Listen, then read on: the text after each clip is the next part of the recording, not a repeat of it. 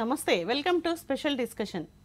ఆంధ్రప్రదేశ్లో మూడో ప్రత్యామ్నాయ పార్టీగా ఆల్ తెలుగు ప్రజా పార్టీ ఆవిర్భవించింది.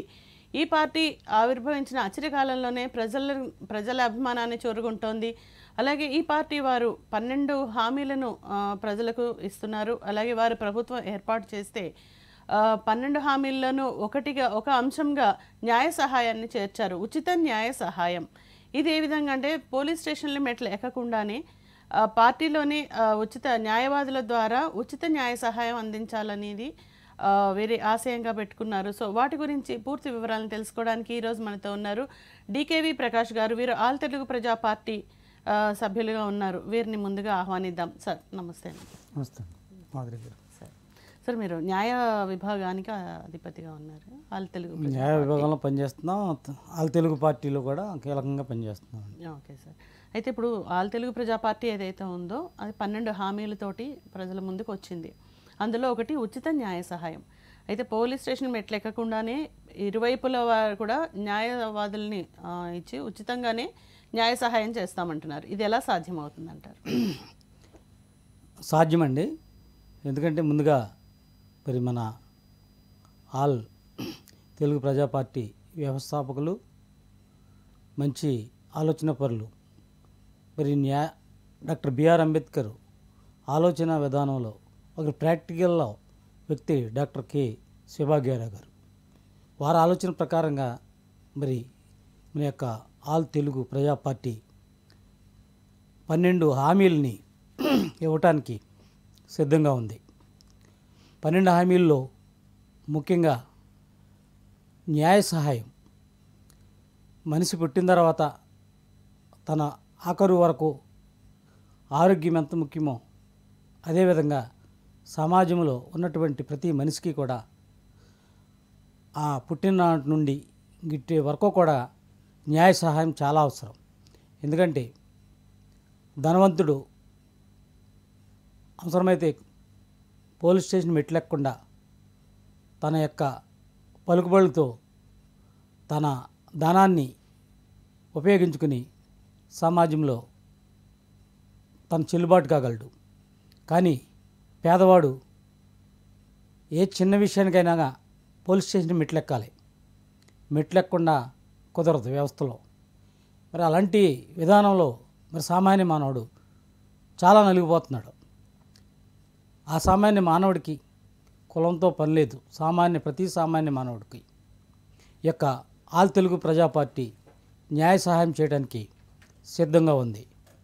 దానికి న్యాయవాదులకు ఎంత ఖర్చు అయినా సరే ఆల్ తెలుగు ప్రజా పార్టీ ఆ యొక్క ముఖ్యమైన ఈ యొక్క 12 గ్యారెంటీల్లో న్యాయ సహాయం చాలా ముఖ్యంగా భావిస్తుంది.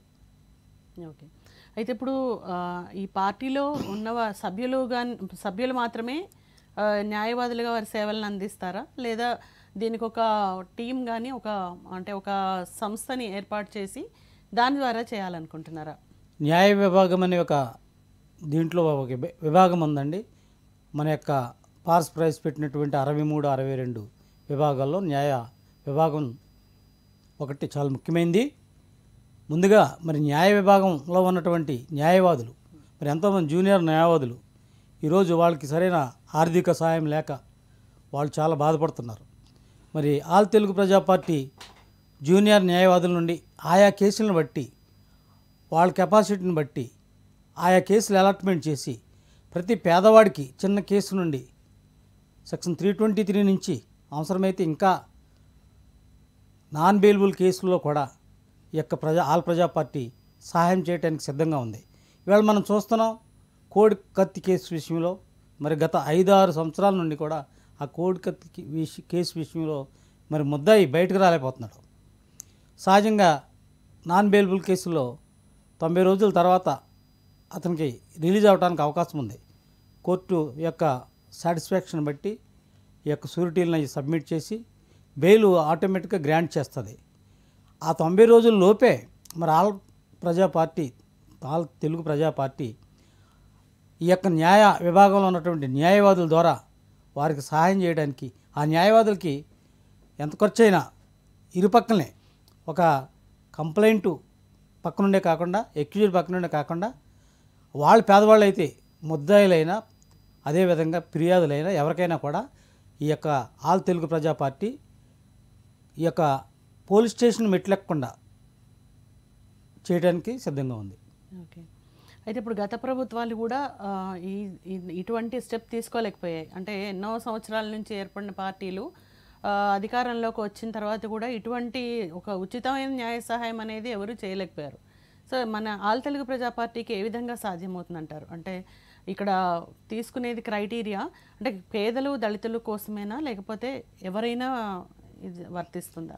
కేవలం ఎస్సీ ఎస్టీలు అనే కాకుండా ఎస్సీ ఎస్టీలకి ముఖ్యంగా బీసీలకి మైనార్టీస్కి వాళ్ళు ఎక్కువ మంది పేదవాళ్ళు ఉన్నారు కాబట్టి వాళ్ళని తప్పనిసరిగా ఆల్ తెలుగు ప్రజా పార్టీ ఆదుకుంటూ ఇంకా ఉన్నటువంటి ఓసీలను కూడా ఓసీలో ఉన్న పేదవాళ్ళకు కూడా ఈ న్యాయ సహాయం చేయడానికి ఆల్ తెలుగు ప్రజా పార్టీ సిద్ధంగా ఉందని తెలియజేస్తున్నాం. ఓకే. అయితే ఇప్పుడు ఒక మామూలుగా రెగ్యులర్గా కోర్ట్స్లో అయితే మామూలుగా ఇద్దరు లాయర్లతో పాటు ప్రధాన న్యాయమూర్తి కూడా ఉండడం జరుగుతుంది తీర్పులు ఇవ్వడానికి. ఇక్కడ కూడా సేమ్ అదే సిస్టమ్ వర్తిస్తుంది అంటారు? న్యాయ వ్యవస్థలు అంటే న్యాయమూర్తులు విషయం వేరు, అదేవిధంగా మన న్యాయవాదుల విషయం వేరు. ఎందుకంటే న్యాయవాది అనేది న్యాయం కోసం పోరాటం చేస్తారు. న్యాయమూర్తులు అనేవారు ఆ యొక్క ఎవిడెన్స్లను బట్టి ఆ యొక్క కేసు పూర్వపరాలను బట్టి వారు తీర్పులు చెప్తారు. మరి కాబట్టి కింద న్యాయం కోసం ఇద్దరు కూడా న్యాయం కోసమే చేస్తారు. వాళ్ళు ఉన్నటువంటి ఎవిడెన్స్ని బట్టి న్యాయమూర్తులు జడ్జిమెంట్లు చెప్తారు.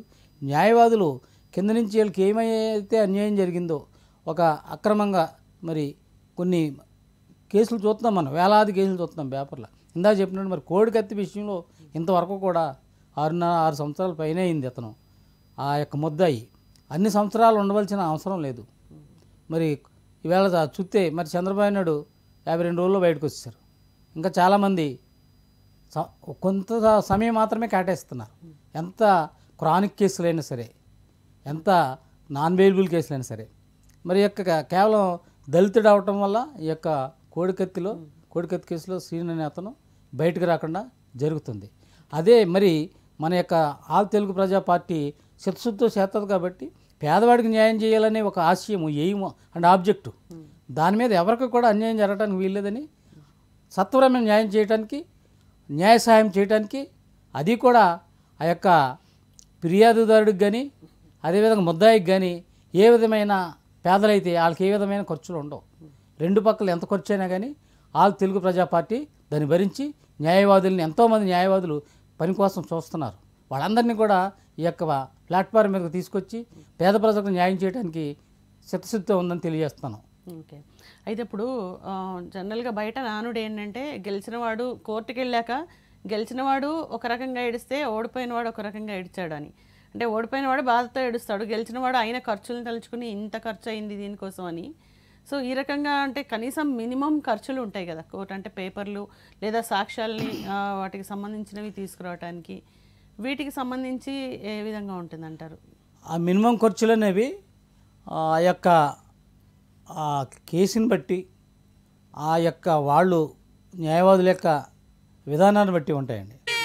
కాబట్టి ఈ మినిమం ఖర్చులు అనేది ఆల్ ప్రజా పార్టీ దీన్ని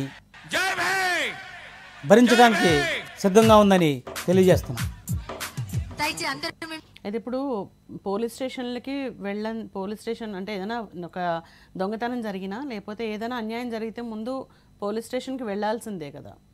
సో పోలీస్ స్టేషన్కి వెళ్లకుండా డైరెక్ట్గా ఇప్పుడు దొంగతనం జరిగిన విషయం కానీ ఏదైనా డైరెక్ట్గా న్యాయవాదుల దగ్గరికి వెళ్ళి కంప్లైంట్ ఇవ్వడం అనేది జరుగుతుందంటారా? ఎందుకంటే ఎఫ్ఐఆర్ అనేది అడుగుతారు.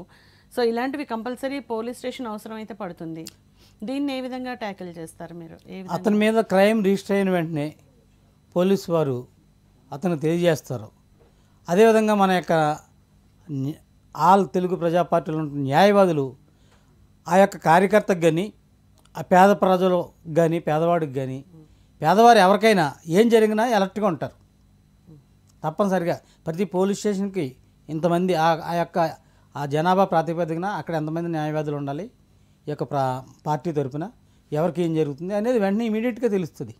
ఇప్పుడు అంతా టెక్నాలజీ వచ్చేసింది కాబట్టి మనకు నెట్లో కొడితే వచ్చేస్తుంది. ఏ పోలీస్ స్టేషన్లో ఏమేమి క్రైమ్లు అయ్యాయి ఏంటి.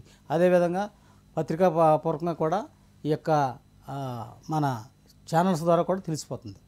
వెంటనే అలర్ట్ అవుతారు న్యాయవాదులు, వెళ్ళి ఈ యొక్క జరుగుతున్నటువంటి విధానం ఏంటని అటు కంప్లైంట్ సైడు ఫిర్యాదు పక్కనే, అదేవిధంగా ముద్దాయి పక్కన కూడా ఉండి న్యాయం చేస్తారు. ఇప్పుడు సామాన్యంగా మరి ధనవంతుడైతే ఇంటికాడ కూర్చునే ఫోన్ల మీద నడిపిస్తారు. ఆ యొక్క పేదవాడిని తీసుకెళ్ళి ఎక్కడ పడేస్తారో తెలియదు, ఏం చేస్తారో తెలియదు. మానవతా విలువలు ఉండవు, మానవ హక్కులు ఫుల్గా ఉల్లంఘన జరిగిద్ది. అలాగుండదు. మానవ హక్కులు ఉల్లంఘన లేకుండా ఒకవేళ కొంతమందికి కావాలని తప్పుడు కేసులు పెడతారు, కొన్ని రకరకాల రాజకీయ కారణాల వల్ల, ఇంకా కారణాలు అనుకో. అప్పుడు అలాంటిదప్పుడు నిజంగా ముద్దాయి అయినా కానీ వాడి పక్కన న్యాయం ఉంటుంది కాబట్టి తప్పనిసరిగా వెళ్ళి ఆల్ ప్రజా పార్టీ తరఫున న్యాయవాదులు పనిచేసి అతను న్యాయం చేయడం జరిగిద్ది. అయితే ఇప్పుడు ఎవరైనా జీవనోపాధిగా ఒక వృత్తిని కానీ ప్రవృత్తిని కానీ వృత్తులను ఎంచుకున్న ఉద్యోగం కానీ ఏదైనా వృత్తి ఎంచుకున్నప్పుడు వారి జీవనోపాధి గడవాలి. సో ఇప్పుడు ఇలా ఉచిత న్యాయ సహాయం అందించడం వల్ల న్యాయమూర్తులకి ఏ విధంగా అంటే వాళ్ళు ఏ విధంగా ముందుకు వస్తారు? న్యాయమూర్తులకి ఏమి ఇబ్బంది ఉండదు, అంటే ఏమీ ఆశించకుండా ఇది ఒక సేవలాగే కదా. అవును, సేవలానే, సేవలాగానే. అయితే మీరు అన్నట్టు ఇది న్యాయమూర్తులు కావాల్సింది ఆ యొక్క కేసు ట్రయల్ విధానం స్పీడ్గా జరగాలని న్యాయమూర్తులు కూడా కోరుకుంటారు. ఆ యొక్క ఉన్నటువంటి ఎవిడెన్స్ని బట్టి న్యాయమూర్తులు తీర్పులు చెప్తారు.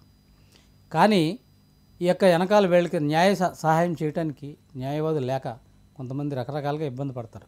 న్యాయవాది ఉంటాడు కాబట్టి సత్వరం న్యాయం జరిగిపోద్ది, ఎక్కువ కాలం కూడా ఉండడం అవసరం లేదు. న్యాయవాదికి మన పార్టీ తరపున ఆ యొక్క ఎంతో కొంత ఈ యొక్క ఆర్థిక సహాయం కూడా ఏర్పాటు చేయడం జరిగింది కాబట్టి ఎట్టి పరిస్థితుల్లో కూడా ఇబ్బంది ఉండదు. ఫ్రీ న్యాయ సహాయం అది వెల కట్టలేమన్నమాట. మనం ఎంతోమందికి మరి పేదవాళ్ళకే వెల కట్టలేం. సహజంగా న్యాయవాదులు కూడా చాలామందికి 90% మరి అందరికీ జీతాలు అనేవి ఉండవు. న్యాయవాదులకు కూడా వాళ్ళు చేసుకునే కేసుల మీద, వాళ్ళు చేసుకునే కృషి మీదే తప్ప. అయితే కొంతమంది గవర్నమెంట్ అపాయింట్ అయిన వాళ్ళకి మాత్రమే కొంతమందికి ఉంటుంది నామినేటెడ్ అని.